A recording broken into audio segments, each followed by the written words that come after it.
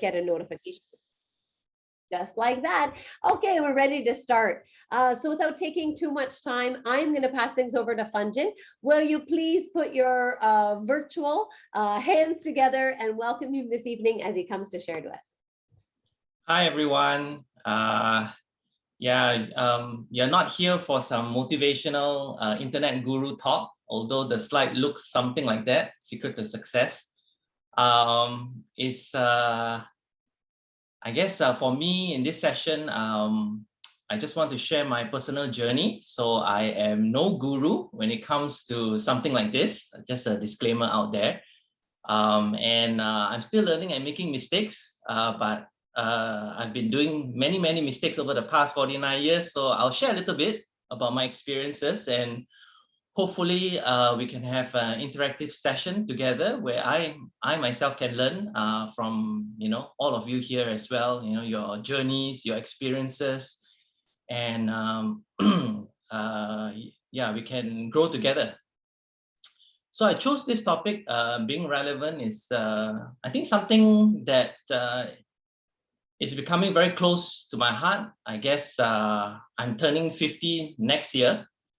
So, and then I find at the stage of my life, there are, I guess, challenges, both at work and at home. Just trying to stay relevant and keeping in pace with the cadence of what's been happening in the industry, in the workplace, and even at home as my kids are growing up, they're going through a different stages in their lives. How do I continually stay engaged and be relevant?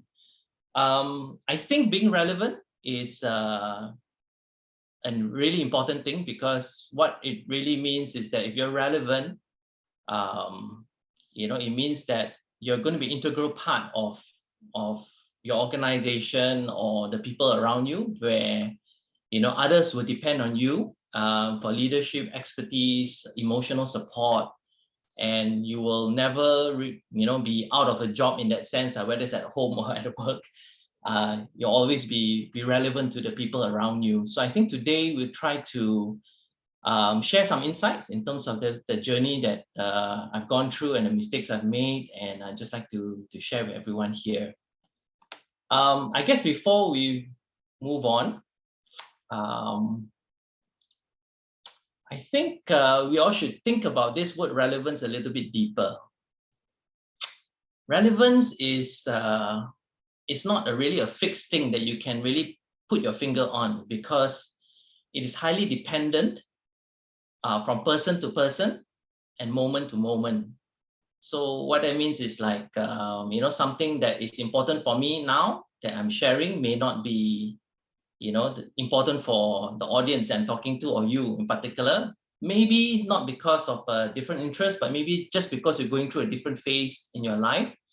So being relevant is really about sensing, I guess, the person that you're engaging with, or the audience, or even at the workplace, having a good sense of what's happening, and then to be able to engage in a very effective manner. So I guess before I start, to ensure that this whole session is not totally irrelevant to all of you, maybe what we can do is we try to gather a little bit of feedback first from everyone. I think you can just key in the chat in terms of what are the key challenges that you may be facing today, either at work, in a workplace, or at home. And then as we go through the session, and we try to address some of these things, as well as towards the end of Q&A, we can go through those questions again, so that we can try to make sure that the time that you're investing here today to listen to this, it's going to be relevant to everybody. So I think as I run through the session, you can just fill in the chat, and then we'll go through the chat window along the towards the end. Okay.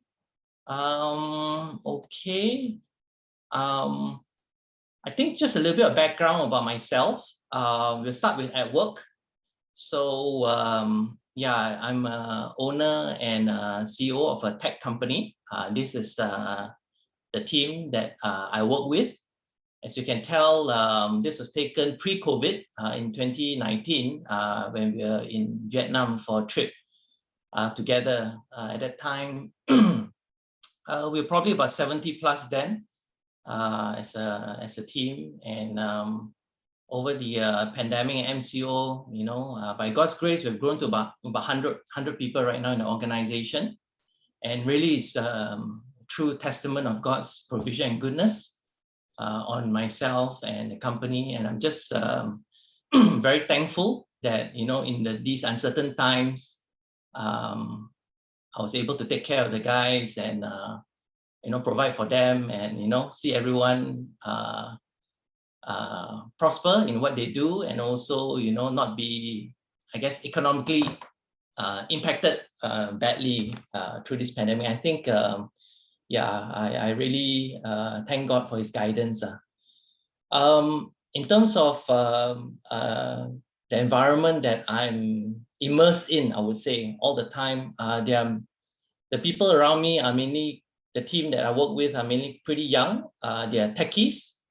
They have very kind of interest in their age group, anywhere from cycling to gaming to, I think some of them into sports, and yeah, there's a lot, very typical, very young adults kind of interest.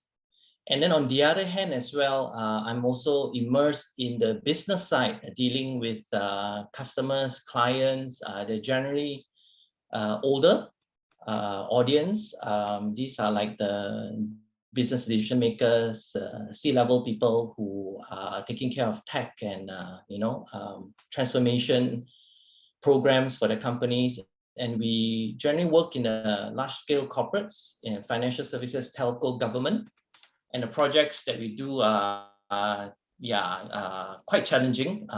We have some of TNCC, couple of TNCC members working with us as well, and if you talk to them also, they will explain how challenging some of these projects can be lah. And I think it's good and bad. I guess good is that you learn a lot. I guess if you work within just a short timeline, you generally learn a lot more in this kind of environments.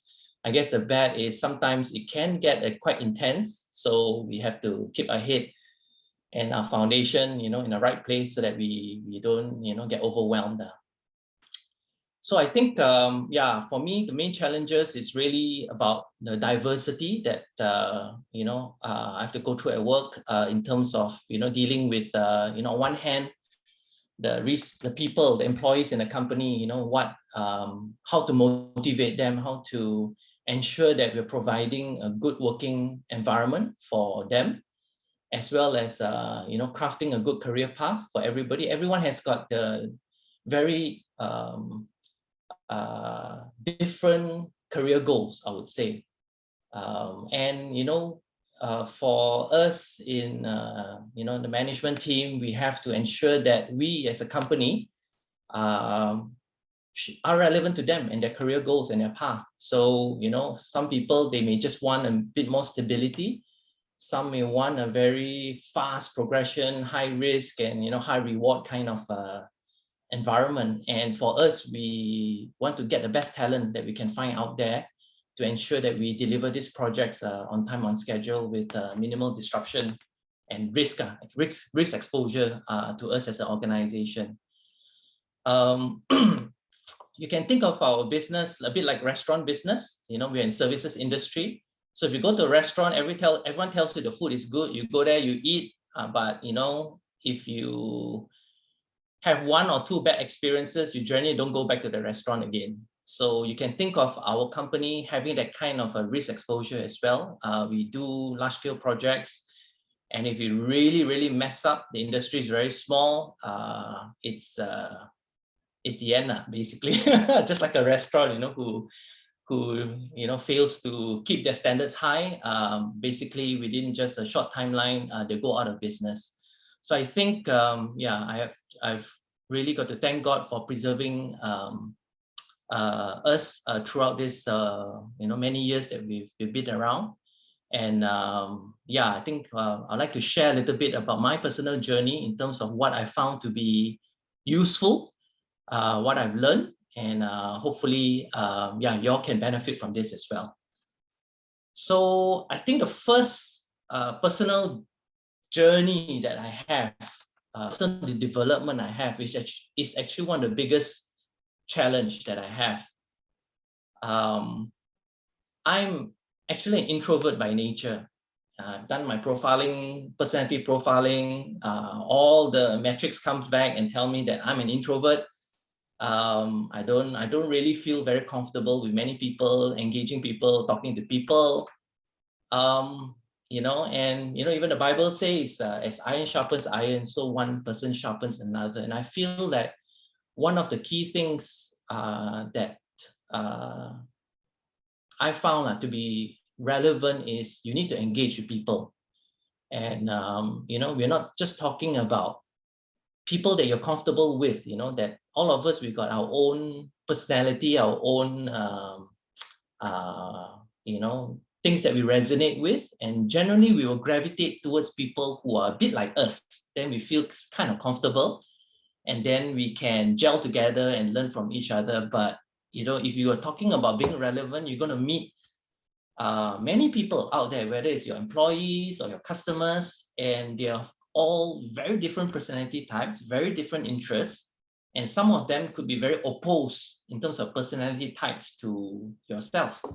And you may find that you are not so comfortable to hang out or to even engage with people of the opposite personality types. But I found that you actually learn the most when you deal with people of varied backgrounds, very interests, a very perspective of things as well.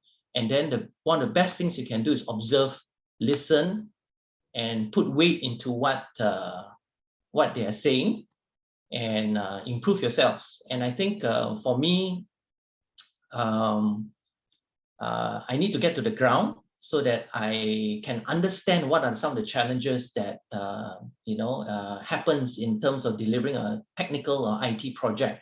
IT projects are not static, like for example, maybe accounting. Accounting is pretty static. Okay, there's some changes in the regulations and all that, but generally the principles are pretty static. But when it comes to tech, you can go from one tech stack to another tech stack within a span of 3 years, and different paradigms in terms of architecture and challenges. We need to understand what are the challenges when our employees embrace this kind of new technology. And then when we pitch to the customers, we will need to also ensure that we are selling them the right thing and not getting ourselves in trouble. We sell them something that is very difficult to implement, that is very high risk, and maybe even doesn't give the returns that the customer is looking for. We are just digging ourselves into a very big hole. So one of the key things that I find to be extremely helpful is, yes, not just reading up and all that, but it's really talking to people from all facets. That means we listen to our customers in terms of the issues that they're having, the challenges. Some of them has got like plans, their 5-year plan, their 3-year plan, or even their upcoming year plans. It's always good to have time to sit down with them to understand what their driving goals and KPIs are for that coming year. And then also to look back and to see, in terms of the services that you offer, how well it maps to meeting these kind of initiatives that a customer may have. And normally, if you interact enough, you can actually leverage on the different learnings. One organization may be able to help another organization in terms of their approaches to solving certain problems. For example, in the world of digitalization, you can say like, a lot of companies are looking for ways to acquire customers in a very, let's say, digital channels, right? And maybe they don't know how to do it. And some companies have done it in a certain way. We can take that learning, or you've implemented that learning, and then share it with, a customer, give him or her some insights. And then you can propose solutions that it is going to be relevant to them, or that it's proven out there to make an impact. I think today it is harder to do all these kind of things in a work from home mode. I think we are all in this whole, join a call. Once you jump into a call, maybe a bit of casual small talk, and boom, you're into the, the content, the key meat of it. And then, after that you exit, that's it. Whereas when you work together, I think you generally have a lot more transient communication. People walk around, they chit chat a lot more, things that you don't really do over a Zoom or Teams call. And then there are other people sitting around you, they're listening to your conversations with your colleague. And then hey, okay, I know what's happening, what the company is doing, what this division is doing. Then they chip in as well. They say, oh, by the way, this customer I spoke to also looking for this. Or, oh, yeah, I faced that challenge as well, and I managed to solve it this way. So I find that the physical face-to-face interactions, in terms of human interactions, are the most valuable, if you ask me. And in this work from home mode, I can tell you that all organizations are struggling. It's good that it gives a lot of us flexibility in terms of time, commute, and all that. But in terms of delivering outputs in the most efficient way, I would say that based on my experience, there's been a lot more miscommunication in terms of misunderstanding or clarity, and even fatigue when it comes to one call after another call over just sessions, and then it drains your mind. And I have my kids as well who go to school, and they've been on online classes for past few months, and they tell me that it's very strange because they spend the same amount of time during the school hours, and if they're online school, they finish, their brain is just totally fried. Whereas if they go to school and they're sitting in class and they finish, they are not as fried, their brains are still okay. So it's the same at work. I feel that the interactions we were meant to have were more face-to-face. I think as God designed it, and we can't do that fully due to some risk today, but we are encouraging more and more face-to-face interactions, especially when it comes to project teams that need to work closely together. And the project leads have also explained to me that the outputs, people are more efficient, communication are better when they work together, and they're generally happier working together as well. There's certain fun when it comes to working together, like physically, in a room or in a table together. They sit down, they joke, they work. It's very easy and very transient, everything. So this is something that I think is important when it comes to trying to stay relevant, is to have frequent interactions with each other, even though you're an introvert just like me. Okay. Okay, and I think one of the things that I've also been careful about is that the disconnect will widen between you and other people when you are in a solitary mode.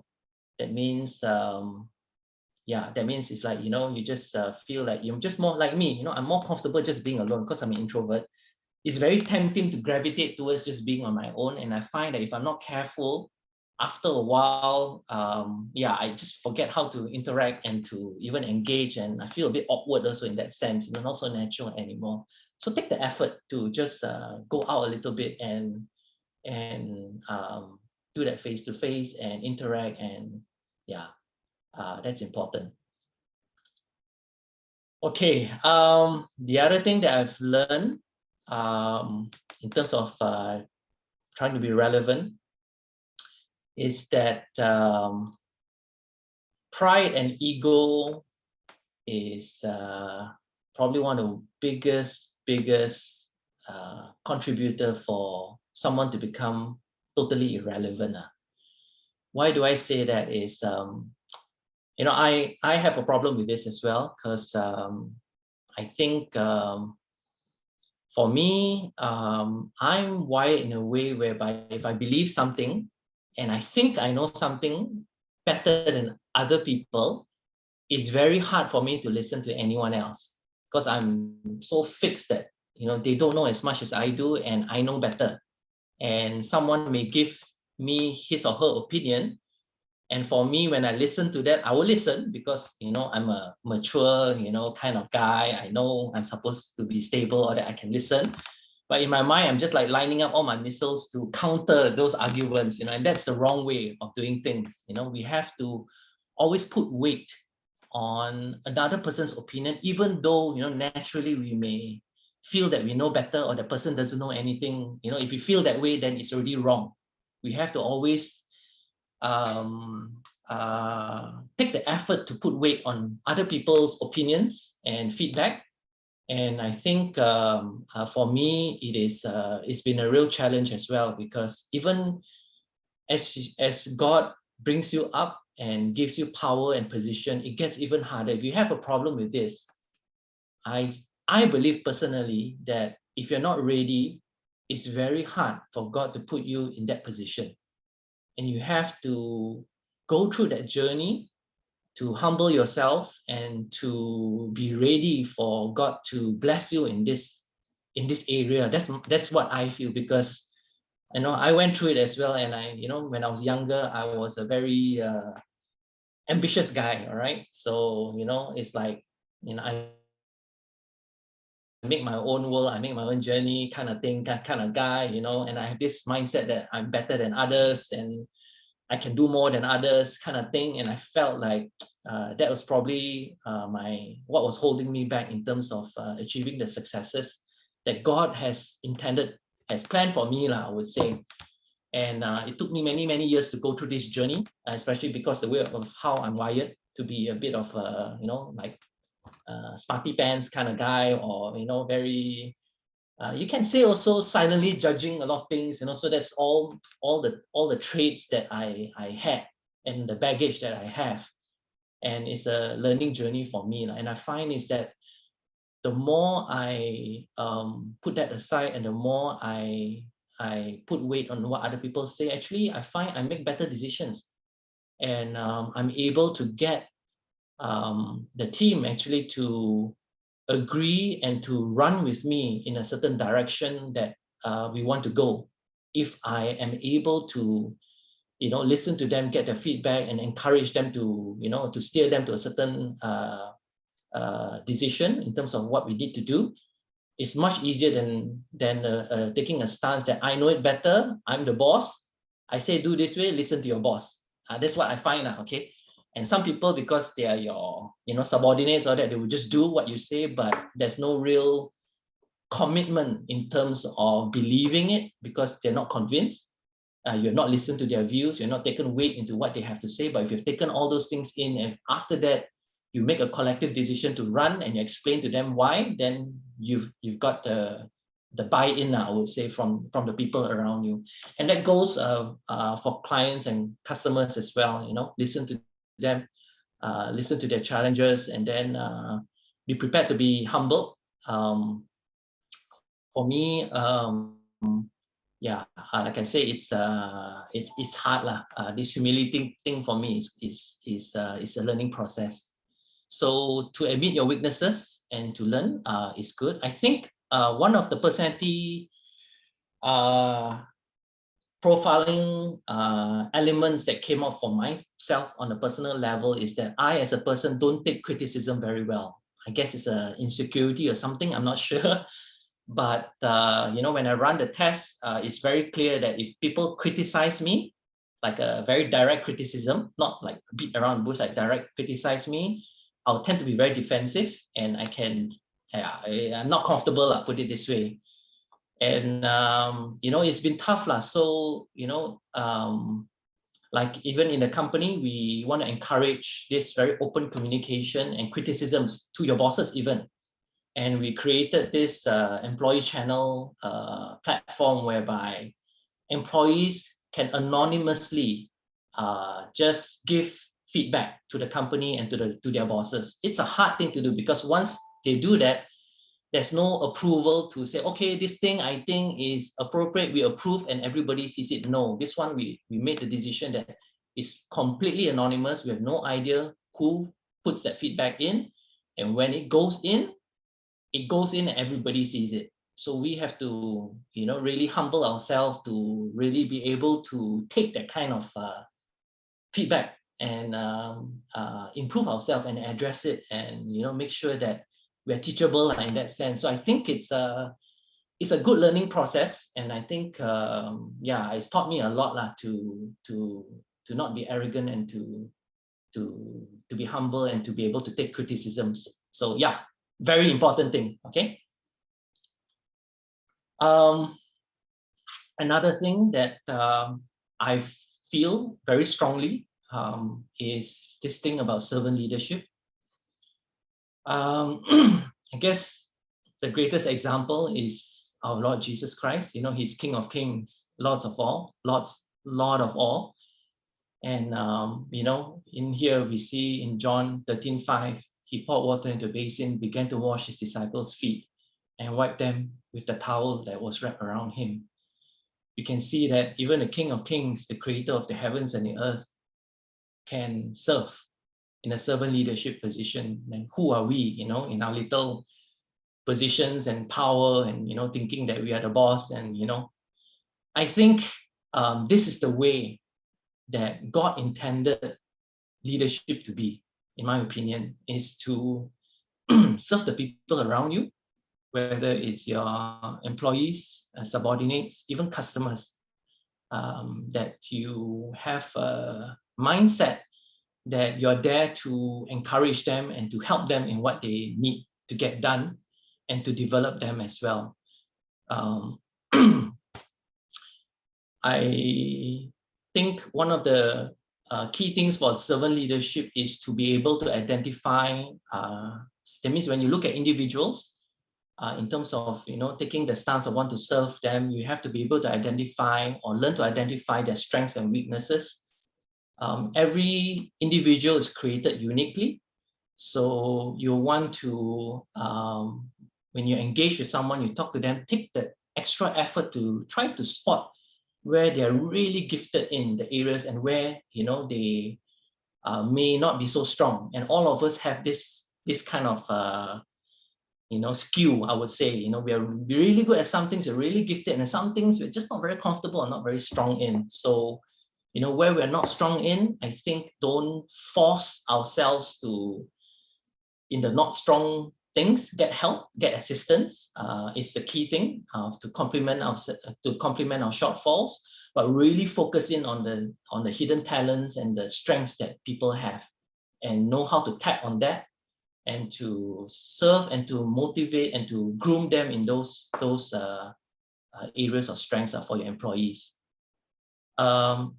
I also feel that, you know, in the corporate world today, unfortunately, everything is driven by very immediate, week to week, quarter by quarter, financial to financial kind of numbers, right? So if especially in the MNC, you know, everything is driven by quarters. You know, you look at numbers. If individual doesn't meet, you know, how many 3-4 consecutive quarters, basically the standard action is to replace the broken. They will say the broken piece, right? So the piece is broken after 3 whatever. They put you on some performance improvement plan, and, you know, you're not performing. You know, it's very funny in the corporate world. So, you know, your whatever, you know, global boss will push your regional boss cannot get the numbers, or push the country boss cannot get the number, or push down, push it. At the end, it goes to the person, and they say, okay, this is the problem, just replace, you know, like a piece of Lego, and just replace and try again, you know. And that, I feel, is very short-term thinking, because you can push for the numbers by really forcing certain things, but it's not sustainable. And once you start operating in a mindset of a rip and replace, whenever things are not going well, rip and replace, I feel that there is no lasting impact that you're going to make to the people around you. In fact, it could even be very negative. So if you're given a chance, an opportunity to groom someone, if you have the chance, go for the long-term benefits and lasting impression. What that means is, even though they fail quarter by quarter, even sometimes year by year, help them in every stage to try to identify how you know, you can support them. It could be, you know, training, it could be development, or giving them ideas, giving them, you know, maybe they're not strong in you know, certain aspects. Like for us, yeah, I think we're all tech people. So when it comes to sales, we're not sales guy. You know, tech guys are very different from sales guys. So generally, a lot of our guys struggle with doing sales. They can't really articulate it because they're so tech. So they're not as fluent. They're not as suave from like a sales guys. And sometimes the sales will suffer because of that. But they're really good tech guys. You know, and you know, what we do is we try to either complement. That means we hire in people who can talk, salespeople, or we, you know, try to yeah, give them the tools, the training and all that to develop in that area, rather than to do a rip and replace kind of mindset. So I think you know, yeah, I want to share also a little bit about a slide which it's a company slide actually, of what we push internally in our organization. You know, traditionally companies, due to the industrial revolution, all that, we are very hierarchical, very structured in nature, right? The whole idea is to get things done the most efficient way.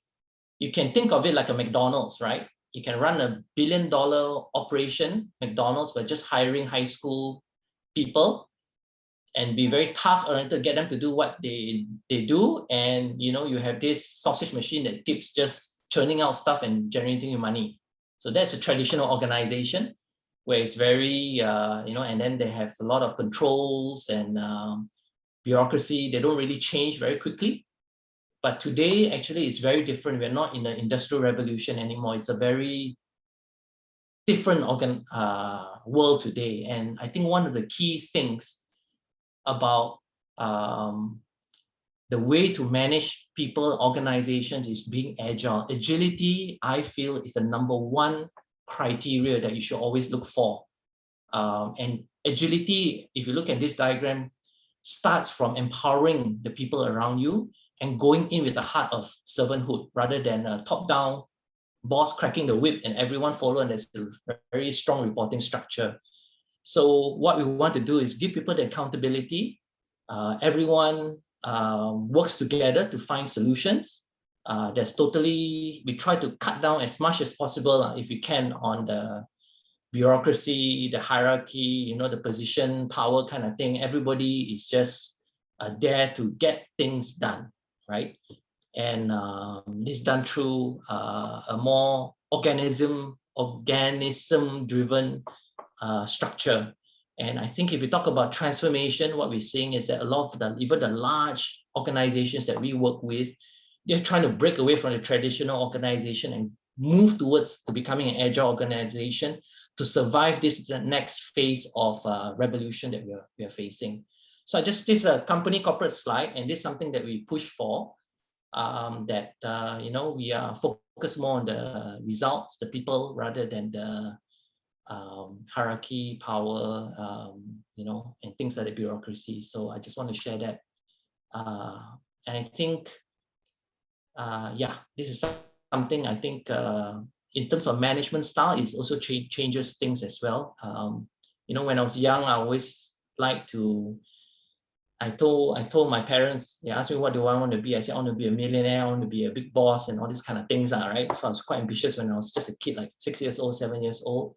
And my idea was like some guy sitting on the 40th floor, you know, in a big office, nobody there, with a big table, oak table, looking out the window, you know, and signing papers all day. And that's what I wanted to do. That's a big boss. But that's not the way it is, you know. As a company owner and as a CEO today, it's about servant leadership. You're on the ground, you're serving your people, you're grooming them, and giving them the support that they need to ensure that, you know, they turn out to be, you know,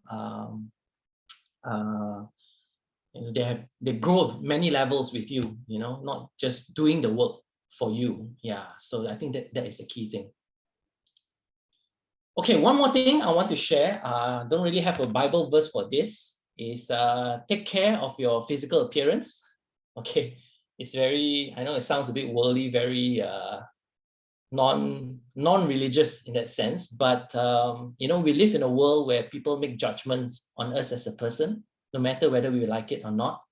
Take care of your body, your health, your physical fitness. You feel a lot better. And also research, you know, secular research has shown that, you know, people who are deemed to be attractive and take care of themselves, they get paid more, they receive better job evaluations, they're better, more employable, people tend to resonate better with them. You want to sell something, you want to pitch something to a customer. If you're well groomed, you are presentable, it makes a difference. So this is something that I thought it is important as a leader and all that, to take care of your body and your physical self.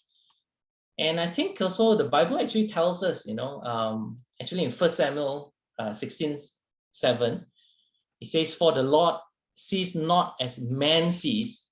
Man looks on the outward appearance, but the Lord looks on the heart," right? So the Bible tells us that man looks on the outward appearance, but the Lord doesn't. He looks at the heart. But what's also interesting to me, which I thought, okay, this is something that I thought was interesting, was that the Bible actually in many cases actually talks about people who are beautiful and good in appearance, characters in the Bible, that they're handsome and they're beautiful in appearance. Moses was one. David also is handsome and ruddy. Joseph, Solomon, Sarah, Rachel, Esther, Rebecca, they're all described as beautiful. And this is like, they have both the heart of God and the physical appearance. So my take is go for both, right? Take care of yourself, definitely have a good heart, but also take care of your appearance. And I think this thing helps a lot lah. Okay. But don't get obsessed by it. Okay, so there's two parts. Okay, taking care and don't get obsessed by it. That's not the way, that's not God's way. Okay, and I think most importantly is, in my opinion, is let God fight your battles. I think for me, I always pray for wisdom. Every day, I pray for wisdom. I pray that I can receive His daily provision for the next day. That means today, I will pray that, Lord, tomorrow, I don't know what's coming, but I am in a position to receive, and you've gone before me, and I'll receive, and you paved the way for me, the provision, the wisdom that I need. So, and when you have your wins, I think you have to know where your wins come from. Your wins doesn't come from your strength and your might. It comes from God. And God is the one that will deliver your enemies, your challenges into your hands. It's not you, it's God, it's the one. So I think this one is a very key principle that I hold close to. And so far, I feel, God has been faithful, and it's all Him. Okay, so I'm done for the at work. I gonna run through the at home now. It is a lot harder, but it's shorter because I have less to speak on. Staying relevant at home. Okay, so this one's harder because you don't get to go to school or uni to learn to bring up children and bring up a family, and happy family and the right family. It's no one teaches you lah. Okay, we learn along the way as parents, as husbands, wives. We learn along the way. And the thing about home is so many stages. Like family. My kids were younger. It's totally different now. They're teens. One is 16. One is 14.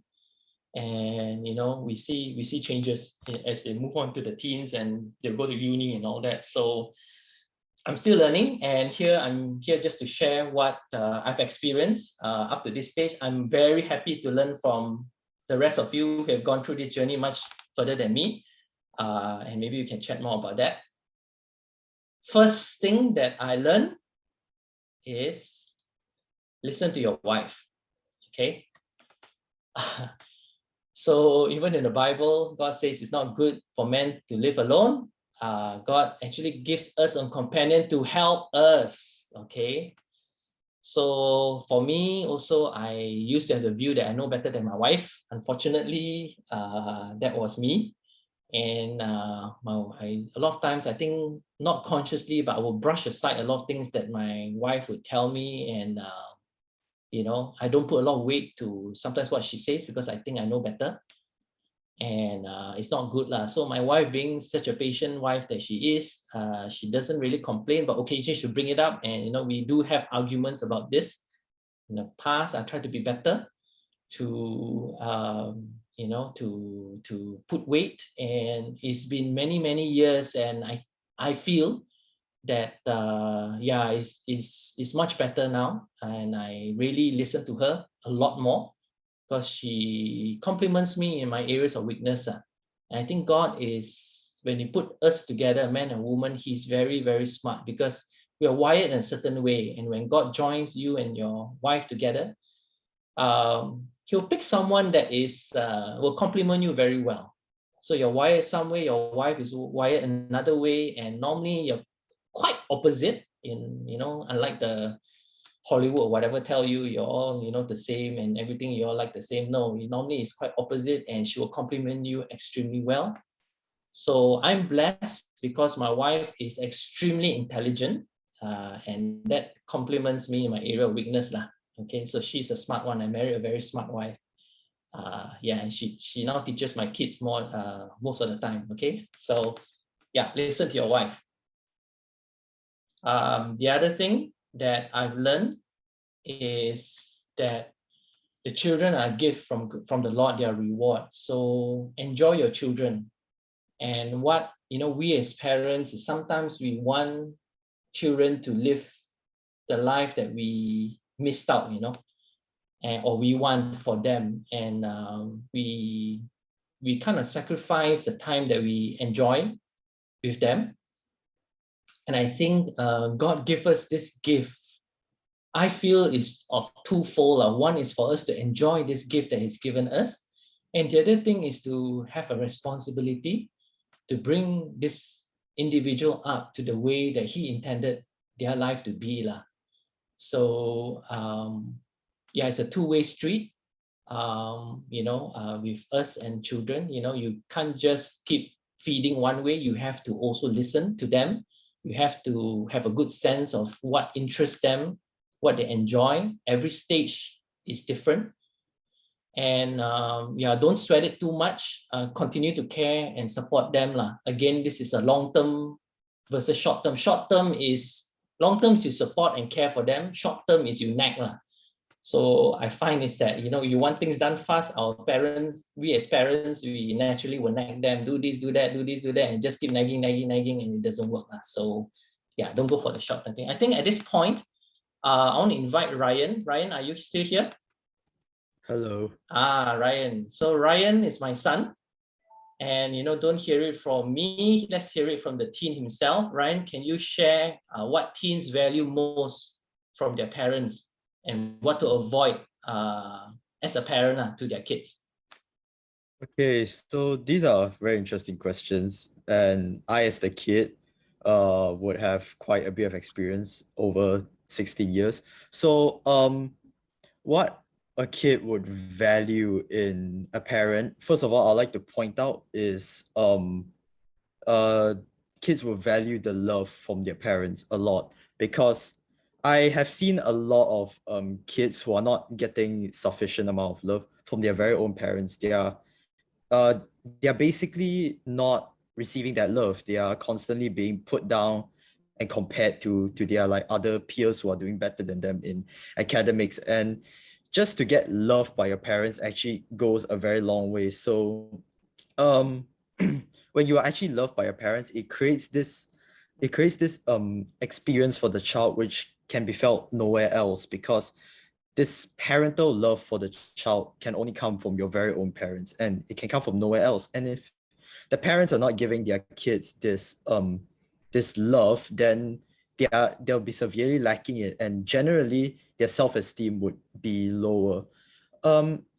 Another thing I would also like to point out, which children find very valuable from parents, is the respect for their privacy. So as kids, they are also human, so you can't expect to have complete control in everything they do. You have to give them little bits of space where they can have their own time and their own privacy, because when kids are not getting that private time, they'll just feel like a puppet, and that's not good, because when they feel like a puppet and they're like what my dad said, constantly getting nagged and ordered around, then there is no sort of mutual trust and connection between the parents. And this is something which parents should try and avoid to have, which is the fact that the children become disconnected with the parents, because once it's disconnected, and as the children grow older out of the parents connection, then it's going to be really hard for both sides to reconvene and connect again. So I'm just gonna say my dad has done a pretty good job Hey, thanks, in Ryan. yeah, in terms of connection. I don't really feel too disconnected, and I think my parents have done quite a good job, because they constantly always like ask me questions, and they constantly check on me, and they do not they're not those kind of people who they're not those kind of people who compare me with other people and constantly pressure me to do something. So instead of doing that, they actually have supported me, and it develops this kind of trust between children and parents. So this trust is actually really important, because that's the determining factor in terms of the children connecting with the parents. And when you get this connection the between the children and the parent, then your children are going to trust you, and they're going to generally open up more to you. And that's exactly what you want. That's the correct way to play the role of a parent, is by developing that trust and constantly being in connection with them. Just try to avoid disconnection as much as possible. Thank you, Ryan, for your very good, valuable insights to all of us. Okay. One more thing I want to share is that your children, we have to take the mindset that your children are always going to be taught by the Lord. And we as parents, we're just a conduit and an instrument that God uses to bring up, the children. So I think with that mindset is that we don't really have, too much pressure on ourselves. Like, what if I fail as a parent? What if I don't do it correctly? What if they turn out bad? We're just a conduit, and it's God who actually brings them up. And I think we have to have more faith and trust that, the Lord loves our children more than we can ever imagine, more than even we think we love them. We think we love them the most, but God loves them even more. And He is the one that will bring them up. So always open to listen to what the Lord has. And I think for me also, there are times where, there are just opportunities that come that I feel the Lord opens, and it just ring, in your mind, and sees it when it comes, to connect with them or to speak to them about certain topics. It will just come and just use it. Don't overdo it, like out of your own strength to try to impart too much that I feel may not be so natural, and may not be as effective if you just do it out of your own strength. So I think it's a less stressful way to bring up kids. The other thing that I like to do is I like to observe and listen to what other parents, how they bring up their kids. And one of the things that was shared to me, I think Yusuf shared to me about Pastor Peter and how he always stays plugged into his kids. So Hansi, I think, was studying Australia or something, and Yusuf told me that every night without fail, no matter how short, Pastor Peter will call Hansi on and talk to him. I found it to be really, really impressive. Christina. Oh, Christina. Okay. Yeah, Christina. Okay, yeah. So I thought, that's something that, it's amazing, and you're always there. I thought, it's something that I will learn. Even though it's short, all that, I think that connection is important. Quality time together is always goal. I think you cannot force it. I just feel it comes out wrong, but the opportunity will not just seize it. For me, the time for us, we're always tempted, like we haven't seen our children for so long, then we pick them up from school, they all jump into the car. First thing we want to do is like find out what happened, and we just bombard them with so many things. They just want to chill and they just want to relax, they want to veg out. It's the wrong time, to try to connect. So you need some wisdom also in terms of when's the right time for them, understand how they feel, they're tired. For me personally, I like just before they sleep, I think it's really good, or over dinner, talk to them, pray together, and impart your experiences, whether it's at work, dealing with people, dealing with challenges, your own struggles, talk to them about it. And I think this part goes a long way, what I find. Okay, and lastly, I think what Ryan said is true. Give them space. Especially teenagers. So what I find is that when your children are younger, all they want to do is just be with you. Wherever you go, whatever you do, they want to go with you, they want to be with you. But I was a teen once, I was 14 or 16 once. I know how it feels, and sometimes we forget as parents what it feels like to be 14 and 16. Give them that space, but always support them. That means don't ignore them, support them. Like what Ryan said, so with care, with love, but give them the space that they need. Even though their room is messy, not perfect, we want it neat, we cannot tahan, sometimes we just need to give them that space. Don't nag them. And I think for me, so it's a conscious effort. It's not easy to let go. A natural instinct for me is also, like they call it helicopter parenting. Is quite natural for me also to be my helicopter flying over their head. But yeah, I think we have to be conscious of letting go.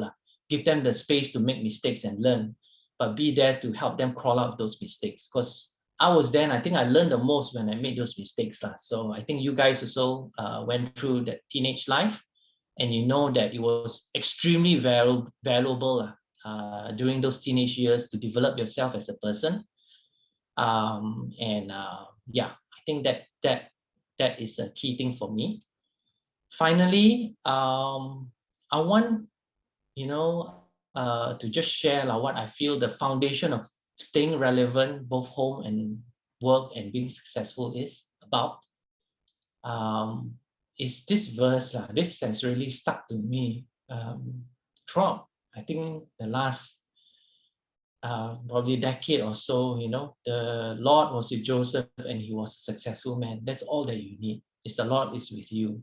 And I try to impart this on my children as well, that they have something that is very, very special, which is the Lord Jesus in their life, that non-believers do not have. And you can depend on God in everything that you go through. So your role is to receive and be cognizant that God is always with us in everything that we go through. I think as soon as you step out and you feel that you have to do it on your own, you have to solve these problems on your own, you have to look at these problems on your own and find ways, then we start to miss this very beautiful position that we have inherited. So I would encourage you to impart this on your children. And yeah, just a short story also is very interesting, because just last week, I think one of my kids, I won't mention any names to keep their privacy, had a huge mock exam for Bahasa Malaysia, and wasn't ready.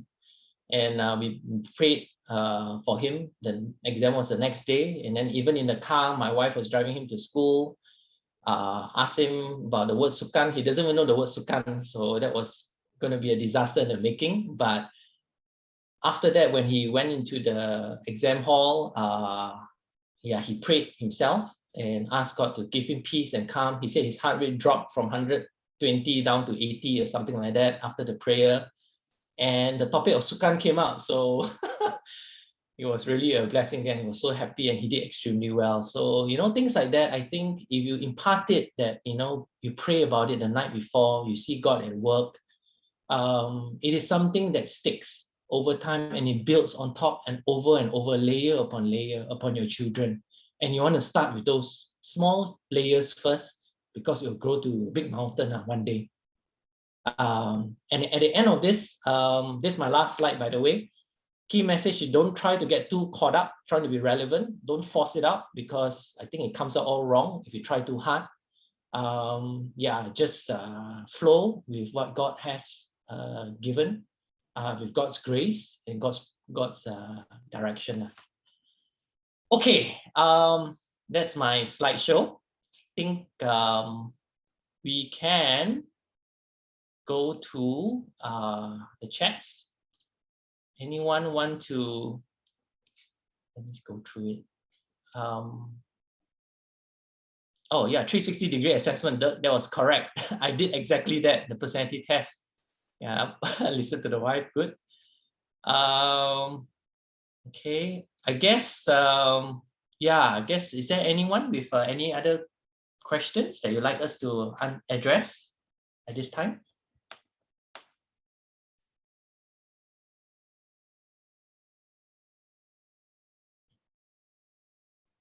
Okay, if anyone has any questions, you can go ahead and type them in the chat. You can send them directly to Funjin, myself, or put them in the chat for everyone there. We'll just give you like another 1 or 2 minutes. Let those fingers work in case anyone's typing right now. Do send off the question as soon as possible, as we are running out of time. We'll just give it another minute or two. Do feel free to put it in there for everyone. Okay, I've got one, Funjin, that someone sent to me. So we'll take them as they come in. How do you determine the right strategy? For work or for home? It's not specified. Actually, to be honest, Work. Sorry, yeah, work. work. So strategy is something that you never know is right until you go into it. And oftentimes you may not get it right. But I feel that if you seek the collective wisdom, that means if you know, if your sense on the ground, you're not disconnected, your sense on the ground is good, generally the chance and the risk of making the wrong strategic direction is much less from what I see.